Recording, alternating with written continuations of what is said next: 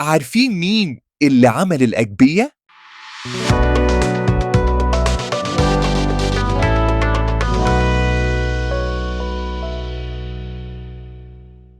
كلمة أجبية جاية من كلمة أجب، واللي معناها ساعة. وزي ما داود النبي قال 7 مرات في النهار سبحتك، فالأجبية فيها 7 صلوات، وكل صلاة بتتصلى في ساعة مختلفة على مدار اليوم. لأن في العهد القديم كان ما يعديش 3 ساعات إلا ولازم يفتكروا ربنا. والأجبية خدت شكلها النهائي في القرن الرابع، ولكن صلوات السواعي كان الرسل نفسهم بيصلوها. ففي سفر أعمال الرسل هنلاقي بطرس ويوحنا أخدوا بعضهم الساعة 3 العصر وطلعوا الهيكل عشان يصلوا.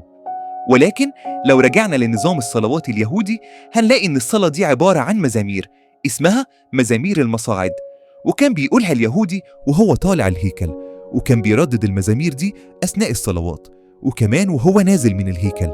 ومن هنا بدأت الأجبية، وتحدد لكل ساعة من ال7 سواعي المزامير بتاعتها.